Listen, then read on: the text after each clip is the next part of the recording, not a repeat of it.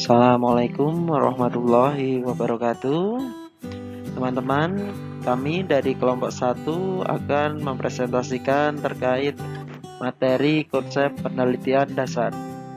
Kami terdiri dari Helmi Febrian 1901010012, Ardian Dwi Chandra 1901010021, Hikmah Wintoro 1901010029, Lukman Syarif 1901010176, dan Tutu Goswasono 1901010212. Mari teman-teman, yang pertama yang akan kita bahas adalah terkait definisi tentang konsep penelitian dasar.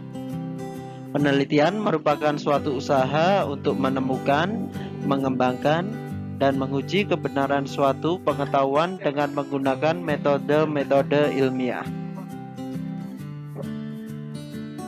Baik, terima kasih Mas Helmi untuk penjelasan di slide 1 dan 2. Saya Ardian Dwi Chandra akan melanjutkannya. Secara etimologis, istilah riset berasal dari dua kata, yaitu re dan search. Re yang berarti kembali ataupun berulang-ulang, serta search yang berarti mencari, menjelajah, ataupun menemukan makna. Kemudian penelitian dapat pula diartikan sebagai cara dan proses penemuan melalui pengamatan atau penyelidikan yang bertujuan untuk mencari jawaban permasalahan ataupun sebagai suatu masalah yang sedang diteliti. Secara umum atau global, tujuan penelitian yaitu untuk merumuskan suatu masalah dengan pertanyaan dalam menemukan jawaban dari suatu penelitian, ataupun sebagai proses pengumpulan dan analisis data yang dilakukan secara sistematis dan logis guna untuk mencapai suatu tujuan. Pengumpulan dan analisis data menggunakan metode-metode ilmiah, baik yang bersifat kuantitatif dan kualitatif, eksperimental ataupun non-eksperimental, interaktif atau non-interaktif. Metode-metode tersebut telah dikembangkan secara intensif melalui berbagai uji coba, sehingga telah memiliki prosedur yang baku. Selanjutnya, tujuan penelitian. Berdasarkan penelitian yang telah dikemukakan di atas, dapat memahami tujuan penelitian sebagai berikut. Yang pertama, untuk memperoleh data empiris yang dapat digunakan dalam merumuskan, memperluas, dan memverifikasi teori. Tujuan penelitian ini dimiliki oleh ilmu-ilmu murni. Yang kedua, untuk memecahkan persoalan yang ada dalam kehidupan. Tujuan penelitian semacam ini terdapat pada ilmu-ilmu terapan.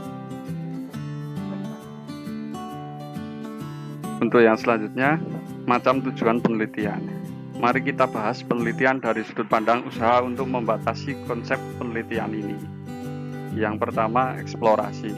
Eksplorasi di sini yang dimaksud memuaskan keingintahuan awal dan untuk mendalami, menguji kelayakan penelitian atau studi, serta mengembangkan metode yang sudah ada dalam penelitian guna untuk mendalami hasil penelitian secara eksplorasi.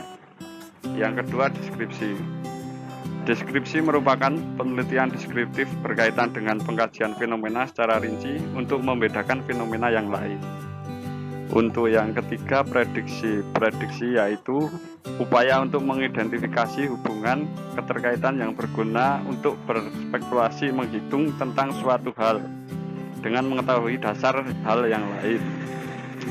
Untuk yang keempat, ekspansi. Ekspansi di sini mengkaji hubungan sebab akibat dari dua fenomena atau lebih. Dipakai untuk menentukan sebab akibat valid atau tidak, atau menentukan mana yang lebih valid dari dua sebab akibat itu yang saling bersaingan. Yang kelima, aksi atau tindakan. Tindakan dapat meneruskan salah satu tujuan di atas dengan menentukan persyaratan untuk menemukan solusi dengan suatu tindakan. Jenis penelitian. Kegiatan penelitian yang dilakukan pada berbagai disiplin ilmu pada dasarnya menggunakan metode-metode penelitian yang relatif tidak berbeda.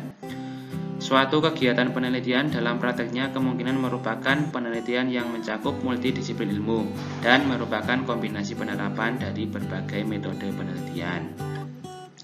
Pengetahuan mengenai klasifikasi penelitian bagaimanapun diperlukan untuk mengenai kategori penelitian dan mempelajari karakteristik dari masing-masing tipe penelitian, serta diklasifikasikan berdasarkan berbagai sudut pandang, diantaranya berdasarkan atas tujuan penelitian, karakteristik masalah, dan jenis data. Penelitian dibedakan berdasarkan tujuannya. Penelitian dasar, yaitu penelitian yang bertujuan untuk mengembangkan teori penelitian dasar, Basic Pure Fundamental Research, merupakan tipe penelitian yang berkaitan juga dengan pemecahan persoalan, tetapi dalam pengertian yang berbeda, yaitu merupakan persoalan yang bersifat teoristis dan tidak mempunyai pengaruh secara langsung dengan penentuan kebijakan, tindakan, atau kinerja tertentu. Penelitian terapan. Penelitian terapan atau Applied Research merupakan tipe penelitian yang menekankan pada pemecahan masalah-masalah praktis. Penelitian ini diarahkan untuk menjawab pertanyaan spesifik dalam rangka penentuan kebijakan, tindakan, atau kinerja tertentu. Proses pengambilan keputusan bisnis. Berikut ini adalah proses-proses yang dapat dilakukan dalam pengambilan keputusan bisnis. Pertama, menetapkan keputusan. Sebelum memulai, Anda harus memastikan bahwa keputusan yang diambil realistis, dapat diukur dan dilaksanakan sesuai waktu yang ditetapkan. Kedua, mengumpulkan informasi. Anda harus mulai mengumpulkan informasi dengan melakukan penelitian primer dan sekunder, seperti menyebar kuesioner, melakukan wawancara, mengumpulkan data-data eksternal yang berhubungan dengan industri Anda untuk mendukung pengambilan keputusan. 3. Menimbang semua faktor. Luangkan waktu untuk menimbang semua faktor internal dan eksternal yang mempengaruhi pengambilan keputusan berdasarkan informasi yang dikumpulkan di tahap sebelumnya. Yang ketiga, melaksanakan pengambilan keputusan. Anda harus memilih keputusan yang terbaik setelah menimbang faktor internal dan eksternal. Keputusan yang diambil harus sesuai dengan tujuan perusahaan dan membantu penyelesaian beberapa tantangan yang dihadapi perusahaan. Selanjutnya, ambil tindakan atas keputusan tersebut dan pastikan Anda juga mempersiapkan backup plan jika suatu masalah terjadi. Selanjutnya, evaluasi setiap keputusan. Tinjau semua keputusan untuk memeriksa apakah tujuan sudah tercapai. Pertimbangkan juga terkait hal-hal yang bisa ditingkatkan untuk mengambil keputusan di masa depan dengan mengumpulkan masukan dari anggota lain di perusahaan Anda. Baik, selanjutnya proses penelitian. Yang pertama, menemukan, memilih, dan merumuskan masalah. Setiap penelitian harus dimulai dengan adanya masalah, karena banyaknya masalah yang dihadapi oleh seseorang yang tentunya semuanya ingin memperoleh pemecahan masalah yang terbaik. Tetapi karena keterbatasan kemampuan manusia, ia tidak mungkin dapat memecahkan masalah itu secara bersamaan. Orang cenderung memilih prioritas yang paling penting dan yang paling menarik. Menyusun latar belakang teoritis. Langkah ini sering juga disebut telaah pustaka atau landasan teori. Merupakan salah satu langkah yang sangat penting dalam penelitian. Seorang peneliti harus menguasai teori-teori sebagai dasar bagi argumentasinya dalam menyusun kerangka pemikiran. Dari sini dapat melahirkan hipotesis kerangka teori yang merupakan penjelasan sementara dari gejala atau fenomena dari objek yang akan diteliti. Ketiga, perumusan hipotesis. Hipotesis adalah jawaban sementara terhadap masalah penelitian. Secara teknis, hipotesis dapat didefinisikan sebagai pernyataan mengenai keadaan populasi yang akan diuji kebenarannya berdasarkan data yang diperoleh. Secara statistik, hipotesis merupakan pernyataan mengenai keadaan parameter yang akan diuji. Secara implisit, hipotesis juga menyatakan prediksi atau dugaan. Keempat, menetapkan definisi operasional variabel-variabel. Variabel yang akan diteliti harus didefinisikan secara operasional, yaitu definisi yang didasarkan atas sifat-sifat hal yang didefinisikan yang dapat diamati atau diobservasi, sehingga apa yang dilakukan oleh peneliti terbuka untuk diuji kembali oleh peneliti lainnya. Cara menyusun definisi operasional ada 3 macam. Pertama, definisi yang penyusunannya berdasarkan atas kegiatan yang harus dilakukan agar hal-hal yang didefinisikan itu terjadi. Kedua, definisi yang disusun berdasarkan bagaimana hal yang didefinisikan itu beroperasi. Ketiga, definisi yang dibuat berdasarkan atas bagaimana hal yang didefinisikan itu nampak atau terlihat. 5. Memilih alat pengumpulan data. Kualitas data sangat ditentukan oleh alat pengumpul datanya atau instrumennya. Karena itu, instrumen itu harus digarap dengan cermat dan harus memiliki persyaratan sebagai berikut, yaitu pertama valid, kedua reliable, ketiga objektif. 6. Menyusun rancangan peneliti. Bentuk rancangan peneliti sangat ditentukan oleh variabel-variabel yang akan diteliti.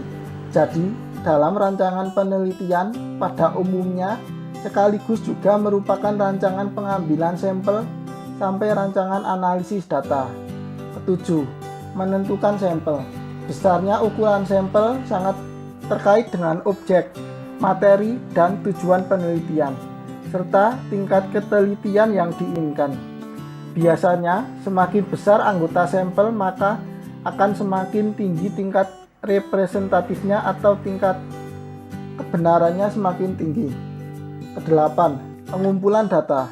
Pengumpulan data tidak lain dari suatu proses pengadaan data primer untuk keperluan penelitian.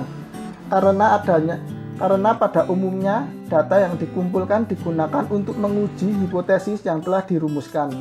9. Mengolah dan menganalisis data. Data mentah yang telah dikumpulkan selanjutnya diolah dan dianalisis, karena tanpa pengolahan dan analisis tidak akan ada gunanya. Analisis data merupakan bagian yang amat penting bagi metode ilmiah, karena dalam analisislah data tersebut dapat diberi arti dan makna yang berguna dalam memecahkan masalah penelitian. 10. Menginterpretasi hasil analisis dan mengambil kesimpulan. Teknik uji statistik merupakan salah satu cara untuk menguji apakah hasil analisis mampu membuktikan hipotesis yang telah dirumuskan.